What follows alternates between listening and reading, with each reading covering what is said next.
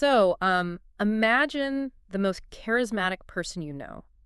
Just picture them in your head right now. What are they Oh, doing? they're definitely like working in the room at some networking event. Right. Right, exactly. Or, they're telling this incredibly loud, captivating story at a dinner party. They're handing out business cards, seamlessly mirroring everybody's body language. Yeah, it's that constant active output. Right?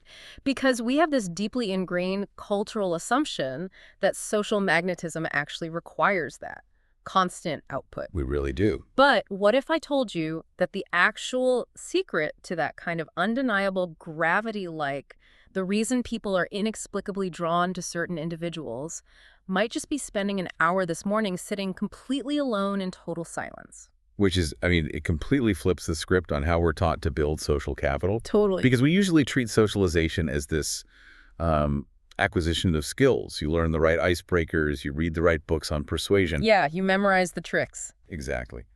But the premise we are looking at today suggests that the ultimate social tool isn't a technique at all. It's an internal state of being. And that is exactly what we are unpacking today. So welcome to the deep dive. We are setting out on a very specific mission, and it revolves around a question that honestly seems like a massive contradiction right out of the gate. It really does sound paradoxical. It does. We're exploring whether highly solitary practices, and specifically we're talking about profound, disciplined yoga and meditation, can actually be the ultimate tools for improving your external social life. Because by definition, a solitary practice isolates you from society. Mm. I mean, you are literally retreating from the social sphere to close your eyes and just sit with yourself. Right. When you think of meditation, you picture the quiet room, the closed eyes, maybe, a silent retreat up in the mountains somewhere. Yeah, away from everyone. Exactly. So the central question we are posing to you, the listener, is this.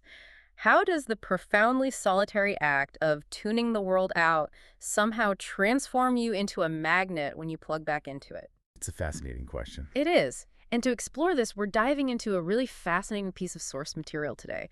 We have a transcript from a YouTube creator named Osman. Right. He runs a channel called The Blind Muslim Yogi. Yeah, and his background is incredibly multifaceted. It's a really unique intersection of disciplines. Yeah. Based on the text we're analyzing today, Osman describes himself as an energy healer, a yoga and meditation teacher, and an entrepreneur. Which is quite the combo. It is. And he operates a website called yogawellness786.com. Right. And his stated goal there is to provide what he calls updated trending answers to modern, everyday, stressful problems. And he's doing this by blending integrated ancient holistic sciences with modern-day approaches. But, before we get into the mechanics of how all this works, we really need to set a clear baseline. Absolutely. Because right up front, Osman makes a critical disclaimer that we definitely need to echo here. He is very clear that the natural methods and holistic approaches he discusses are complementary. Yes, they are not a replacement for professional medical treatment. Exactly. That is such a crucial ethical boundary to establish. What Osman is talking about and what we are analyzing today are practices meant to enhance daily life, manage everyday stress, and shift interpersonal dynamics. Right. He specifically states that if you have medical conditions, you need to visit a qualified, licensed medical professional. Yeah, we're looking at this strictly through the lens of psychological and energetic well-being, not acute medical intervention. So with that framework firmly in place, let's map out where we're going today. How do we get from sitting on a mat in an empty room to changing the emotional temperature of an entire office building? Because it's a leap. It's a huge leap. So we're going to trace the exact architecture of Osman's core philosophy. It's a very deliberate progression. Okay, where do we start? First, we have to look at the internal blueprint. Basically, the biological and psychological shifts that actually occur when you commit to these solitary disciplines. From there, we'll move outward to what he calls the aura effect, examining how those internal shifts fundamentally alter interpersonal dynamics when you just walk into a room. And then we get to the really wild stuff. We do. We're going to look at how this magnetism practically applies to real-world abundance and ethics. We'll analyze a very specific case study of de-escalating an angry stranger. That story is incredible. It really is. And finally, we're going to explore his most profound and perhaps most provocative claims about energetic connections that can actually span across vast physical distances. Okay, so if we're stripping this down to the studs, What actually changes inside a person's brain and body when they commit to this? Because Osman tackles our central question, like, can yoga and meditation benefit you socially head on? Right. He doesn't hedge his bets at all. No, not at all. He says the answer is a resounding yes. He calls it one of the biggest advantages of the practice. And the causal link he draws here is entirely internal.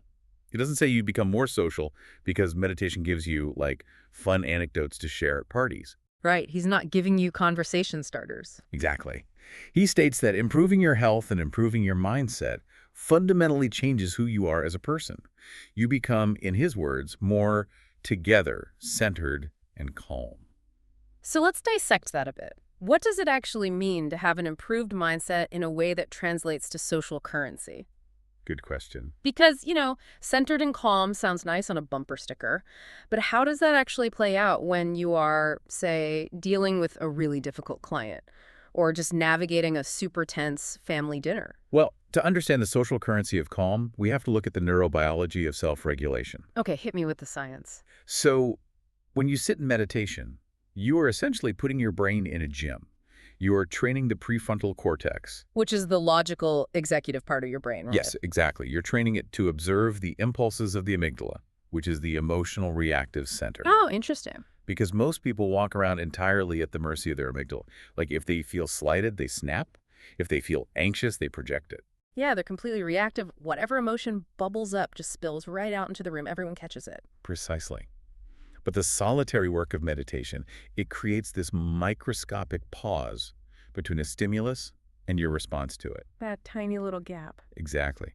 So when Osman talks about becoming together, centered, and calm, he is actually talking about the mastery of that pause. So when your mind becomes more systematic and disciplined, you naturally become more patient. Right. You become responsible in your actions because you aren't just acting out of unmanaged stress. I really want to push on that word responsible, because usually when we think of someone being responsible, we think of them, paying their taxes on time. Or showing up to meetings early, yeah. Right. But Osman is applying responsibility to emotional output. It's like putting on your own oxygen mask first on an airplane. But instead of just surviving, the process of securing your own mask somehow teaches you how to fly the plane. That's a great analogy. And everyone around you just feels safer. So is respect gained not by demanding it, but by quietly demonstrating that you are in control of yourself? It really is the ultimate form of responsibility. Just think about the friction of daily life. When a stressful event happens, a flight gets canceled, a project fails, a rumor spreads, what do most people do? They immediately externalize their panic. They look for someone to blame, or they frantically vent their anxiety to literally anyone who will listen. Exactly. But an emotionally responsible person, someone who has built this internal blueprint we're talking about, they metabolize that panic internally. Right, they process it themselves instead of outsourcing it to the people around them. Yes. And because of that internal centering, Osman argues that you become a beacon and a light in your community. That internal shift, he says, demands external respect. Notice he says it demands respect, but not through force or volume. It commands respect through quiet demonstration. People definitely notice when someone is consistently stable. Which is such a refreshing contrast to how society typically defines status. Totally. We're so conditioned to believe that the person who commands the room is the one dominating the conversation. The loudest voice, the sharpest wit. Yeah, the person constantly interrupting to get their point across. But Osman is saying that true, enduring external respect comes from quietly demonstrating that you are in total control of yourself. Because in a world that is inherently chaotic, where notifications, 24-hour news cycles, and constant economic pressures are basically designed to fracture our attention. Keep us in a state of low-grade panic all the time. Exactly. In that world, emotional self-regulation is the rarest commodity on earth. It really is. I mean, think about your own network right now, for everyone listening. Think about the people in your life whom you genuinely respect the most. Not the people who entertain you the most. Right, not the ones with the most impressive job titles. Yeah. The ones you deeply, fundamentally respect. Are they the most frantic people you know? Rarely. I mean, when the proverbial fire alarm goes off in the office, the person you gravitate toward isn't the one screaming that the building is burning down. No way. It's the person who is calmly walking toward the exit, checking to make sure the path is clear. That quiet competence is magnetic because it offers safety. And this leads perfectly into how that internal state begins to physically interact with the chaotic energy of the modern world. because Osman argues that this centered calm doesn't just stay trapped inside your own head, it radiates. This is where we start moving from the purely psychological to the energetic. Mm-hmm. Osman introduces this concept of a balanced energetic aura. Okay, let's define what he means by aura here, because that word can sometimes carry a lot of mystical baggage that might lose some of our more skeptical listeners. That is an important distinction to make. While Osman is operating from a holistic and spiritual background, he mentions cultivating this through daily practices like prayer, meditation, gratitude, and mindfulness. Right.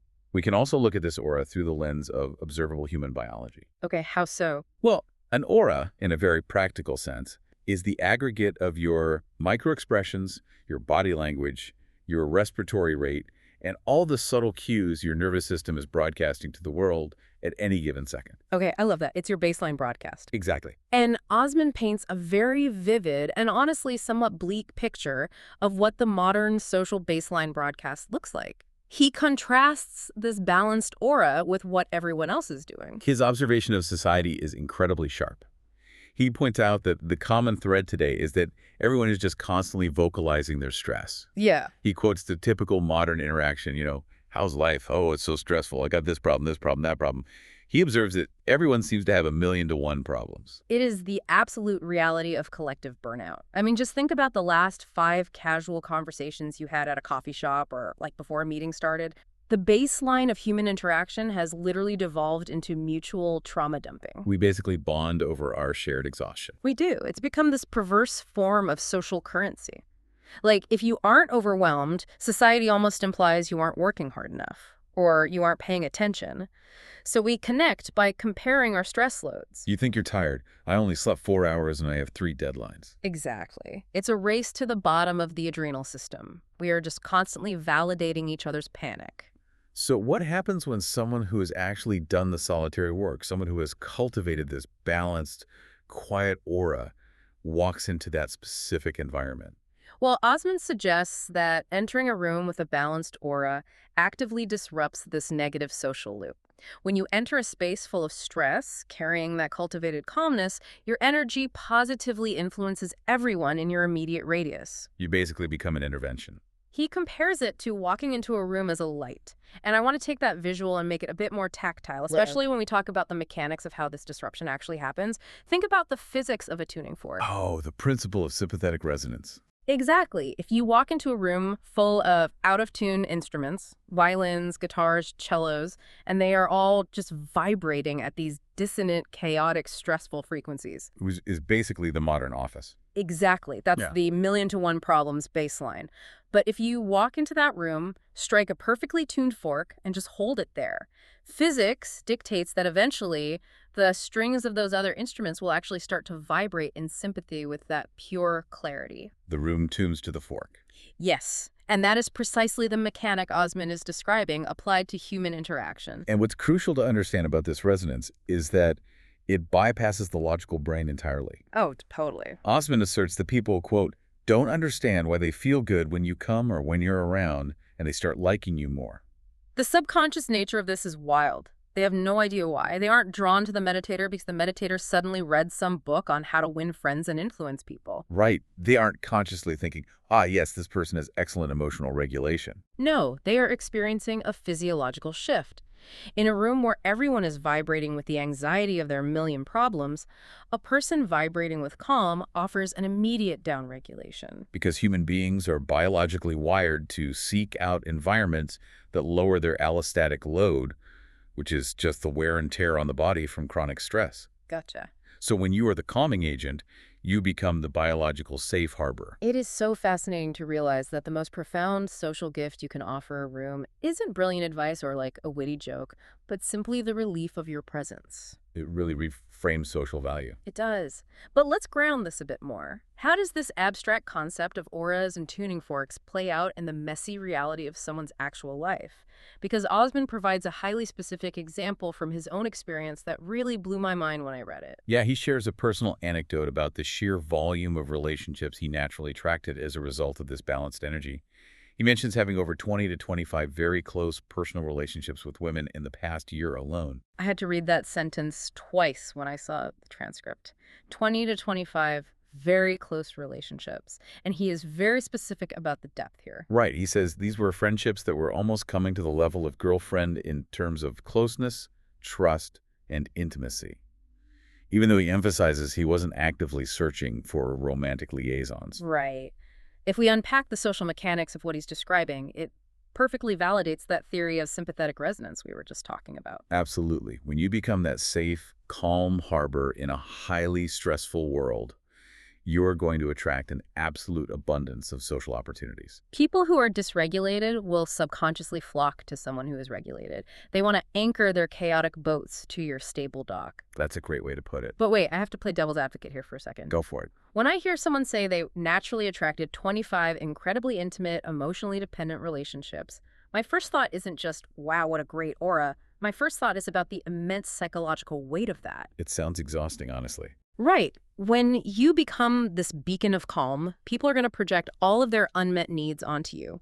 They will look to you for answers, for constant validation, for the grounding they refuse to cultivate in themselves.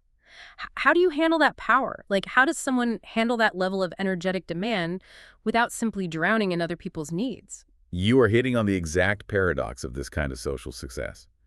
And Osman explicitly addresses the ethical and disciplinary requirements of managing this abundance. Oh, he does? Yes.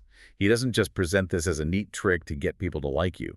He frames it as a profound responsibility. He states very clearly the absolute necessity of maintaining strict boundaries. Okay, what kind of boundaries is he talking about? He explicitly mentions the importance of not overstepping the boundaries of indecency, and critically, the imperative of not abusing his position or his influence.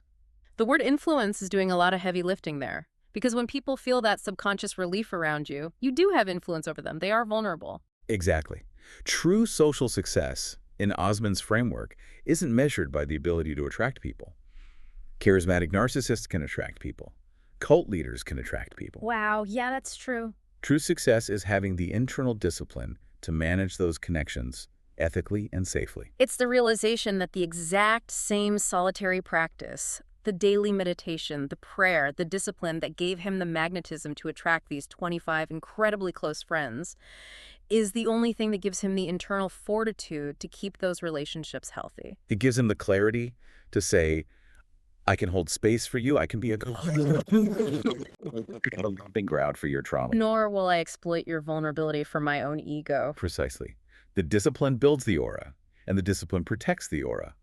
Without the boundaries, the aura collapses under the weight of external demands. That makes so much sense. But while managing 24 long-term, emotionally complex relationships requires sustained boundary management over months or years, Osman also provides this stark, real-time example of how this balanced energy works instantly on a complete stranger. Oh, the hostile story. Yes, this is probably the most practical, immediately applicable section of the transcript. He shares a story about an encounter during a time when he was working at a hostel reception desk. It's a situation anyone who has ever worked in customer service or, frankly, just existed in public can relate to. Definitely. A traveler walks in to check in, and this guy is just radiating intense, palpable frustration. And we really need to analyze the anatomy of this traveler's frustration because it represents a perfect storm of the modern stress we've been discussing. Right. Osman describes the man's journey leading up to this moment. He had just traveled internationally, had to navigate the bureaucracy of passport control, felt interrogated by police officers checking his visa. And he faced language barriers, right? Yes, and he felt profoundly disrespected as an expatriate in a new city. It is the ultimate feeling of powerlessness. You're exhausted, you don't know the rules of the system you are in, you might not speak the language fluently, and every authority figure you encounter seems abrasive. Exactly. By the time this guy reaches the hostel desk, his nervous system is completely hijacked. He is in full fight-or-flight mode. And what is truly remarkable here is Osman's reaction to the story, even as he's recounting it in hindsight. Notice the depth of his empathy, which extends in multiple directions. Yeah, I noticed that. Even while he is describing this traveler's legitimate frustration with the abrasive police, Osman pauses the narrative to actively defend the police officer. Yeah. He doesn't just validate the traveler's anger. He points out that the police are confronting crime in a major, complex city on a daily basis. Right. He notes that they aren't necessarily trying to be malicious or insensitive. They might just lack familiarity with the English language, which makes their tone seem much harsher than they intend. This is absolute proof of the centered mindset operating in real time. Osman refuses to enter into what psychologists call the drama triangle. What's the drama triangle? The typical human response when someone comes to us complaining about an aggressor is to take on the role of the rescuer, validating the victim and condemning the persecutor. Like, oh, those cops are terrible, you poor thing. Well, it feels supportive in the moment, I guess, but it actually just fuels the cycle of anger. It keeps the emotional temperature high. Precisely. But Osman observes the conflict from a place of neutral, overarching compassion. He sees the stress of the overwhelmed traveler, and he simultaneously sees the stress of the overworked police officer without absorbing the anger of either. That is so key. So he has this highly agitated, deeply frustrated guy sitting across from him at the reception desk. What is his actual intervention? Because he doesn't tell the guy to calm down, which, by the way, is universally the worst possible thing you can say to an angry person. Oh, guaranteed to make it worse. Always. And he doesn't try to philosophize with him either. No, he offers him basic hospitality. Tea, coffee, or water. They start discussing his reservation, looking at his passport. Incredibly mundane administrative tasks. But the timeline is the most critical detail here. Osman notes that within just 2 to 3 minutes of sitting together, the traveler's entire demeanor fractures and shifts. 2 to 3 minutes. Literally just a few minutes. The traveler just stops his ranting and confesses to Osman, I was having such a miserable day. I was so frustrated and so angry, and I just sat here and I feel so good and calm. It is the tuning fork in action. It is. It is a masterclass in holding a low-frequency signal. I actually like to think of this as nervous system Wi-Fi. Okay, nervous system Wi-Fi, I like that. Right. This traveler walked into that hostile broadcasting a blaring, high-stress emergency signal. He was trying to get everyone in the room to connect to his network of panic. Yeah, to validate his state. But Osman was emitting this powerful, steady, low-frequency signal of calm. And because Osman's signal was more stable, more rooted, it essentially overpowered the room's router. It forced the traveler's frantic nervous system to log into Osman's peaceful network. Yes. Nervous system Wi-Fi is the perfect way to conceptualize the biology of co-regulation. The traveler didn't consciously decide to stop being angry. His biology simply responded to the environment Osman created. Wow. Because when someone is in fight or flight, their heart rate is up, their breathing is shallow. By sitting across from someone whose breathing is slow, whose voice is steady, whose eye contact is non-threatening, the vagus nerve in the agitated person actually receives a signal that the environment is safe. And it physically applies the brakes to their adrenaline response. Exactly. Which is such a deeply empowering tool to possess. I think everyone listening should actively consider their own daily interactions through this lens. Like, can you be the hostile receptionist in your own life? Oh, that's a great challenge. When you walk into a tense board meeting where everyone is panicking about a deadline, or when you walk through the front door to a chaotic household after a long commute, can you be the person who absorbs that panic without reflecting it back?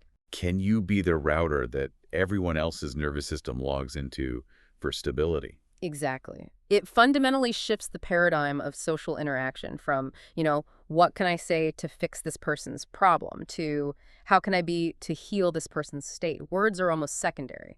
The energetic state is primary. But Osman doesn't stop at the boundaries of the hostile reception desk. He actually takes this concept of energetic connection one massive step further, moving from physical proximity to something much more expansive. This is where we cross the boundary from the physical room into the metaphysical universe.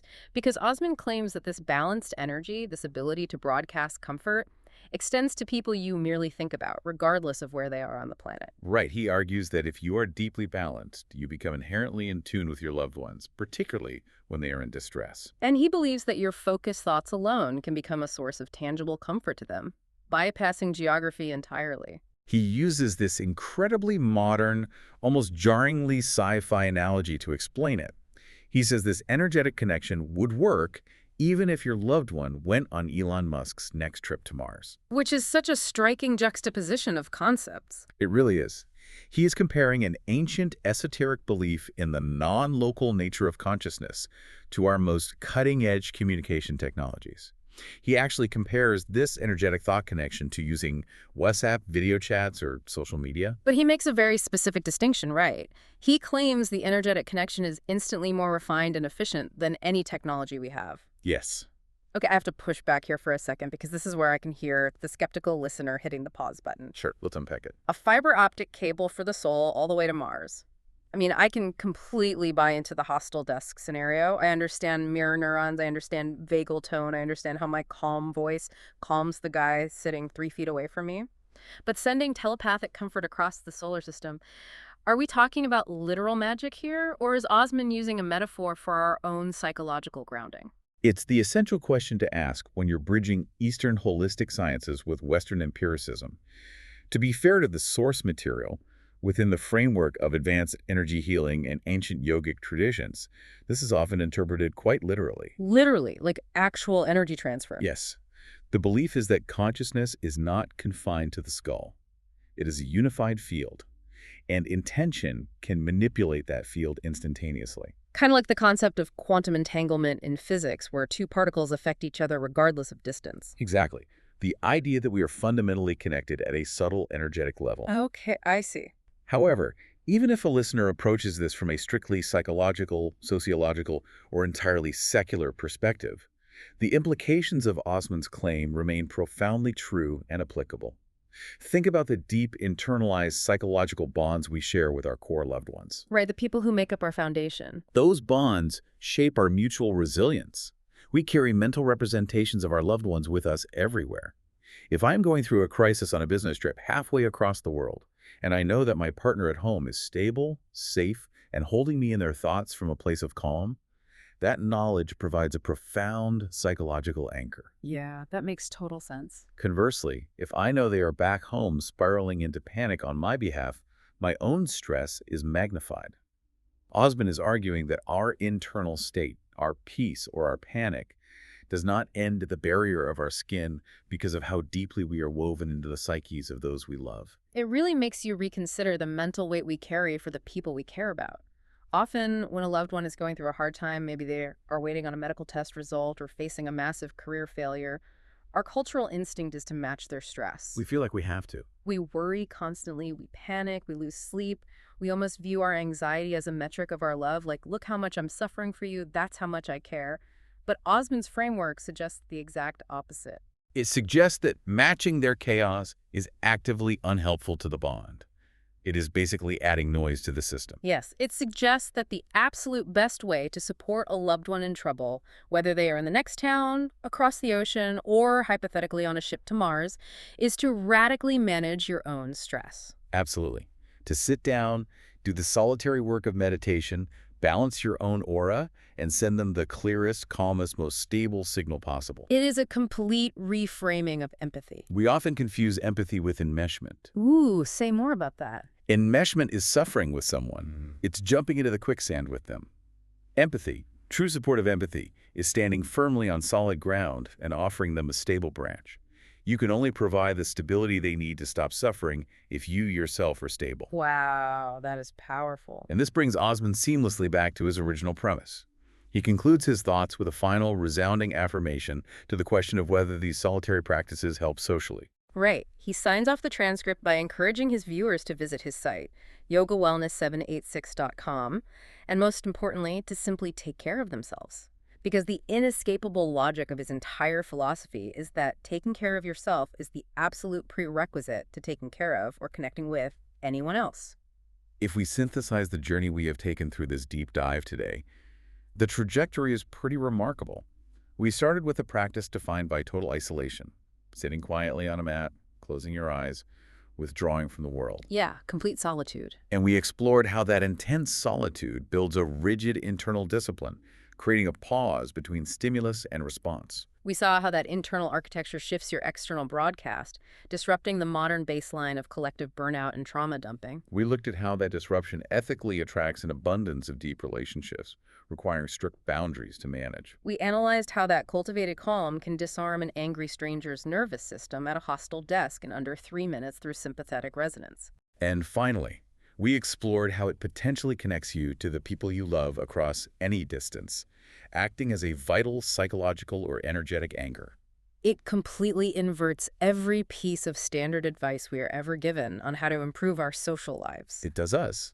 It removes the performative aspect of socialization entirely. It tells you that you don't need to flee society to find peace, but you also don't need to learn 100 extroverted networking tricks or conversation hacks to be valued by society. Exactly. Doing the difficult solitary work to confront your own chaos and find your own peace naturally transforms you into a vital, magnetic, and profoundly healing part of the community. It turns you into the tuning fork the room didn't even know it was desperate for. That's the perfect way to summarize it. So, we want to leave you with a final thought to ponder today. Something to mull over the next time you feel overwhelmed by the social demands of your life, or the next time you feel the urge to match the anxiety of the people around you. What's the thought? What if the ultimate life hack for networking, for making true friends, for supporting your family, or for finding a partner isn't about learning what to say next? What if, instead, it is about learning how to sit quietly with yourself, day after day, until you become the kind of silence that other people want to be near?